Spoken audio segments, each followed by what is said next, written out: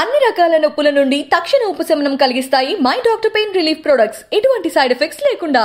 కక్కొచ్చినా కళ్యాణం వచ్చినా ఆగదు అంటారు మన పెద్దలు. అయితే ఈ సామెత సినిమా ఇండస్ట్రీకి పెద్దగా వర్తించనట్లే మనకు కనిపిస్తూ ఉంది. దానికి కారణం ఇండస్ట్రీలో పెళ్ళిళ్ళు దాటిపోతున్నా కానీ ఇంకా పెళ్లి చేసుకొని ఎంతోమంది హీరోలు హీరోయిన్లు ఉన్నారు. ఇక టాలీవుడ్లో మోస్ట్ ఎలిజిబుల్ బ్యాచులర్ ఎవరంటే టక్కున గుర్తుకు వచ్చే మొదటి పేరు యంగ్ రెబల్ స్టార్ ప్రభాస్. గత కొంతకాలంగా ప్రభాస్ పెళ్లిపై వార్తలు సోషల్ మీడియాలో వైరల్గా మారిన సంగతి తెలిసిందే.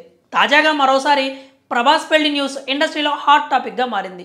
దానికి కారణం ప్రభాస్ పెద్దమ్మ శ్యామలాదేవి చేసిన వ్యాఖ్యలే. తాజాగా ఆమె ప్రభాస్ పెళ్లి గురించి ఆసక్తికర వ్యాఖ్యలు చేశారు.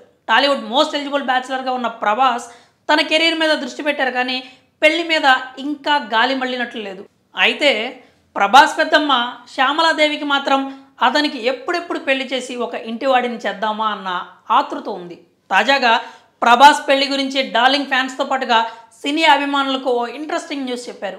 దేవీ నవరాత్రుల సందర్భంగా విజయవాడ దుర్గమ్మను దర్శించుకున్నారు శ్యామలాదేవి గారు. ఈ క్రమంలో విలేకరులు ఆమెను ప్రభాస్ పెళ్ళెప్పుడు అని ప్రశ్నించారు.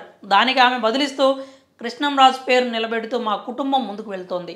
ఆయన బతికున్నప్పుడే ప్రభాస్ వివాహం చేద్దాం అనుకున్నాం, కానీ షూటింగ్స్ బిజీ వల్ల జరగలేదు. అమ్మాయి ఎవరు డేట్ చెప్పను, కానీ త్వరలోనే శుభకార్యం ఉంటుంది.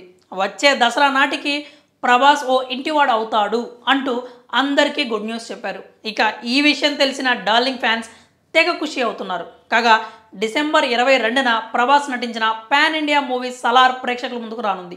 ప్రస్తుతం డార్లింగ్ మారుతి దర్శకత్వంలో ఓ సినిమాతో పాటు సందీప్ రెడ్డి వంగ డైరెక్షన్లో స్పిరిట్ మూవీ చేస్తున్నారు.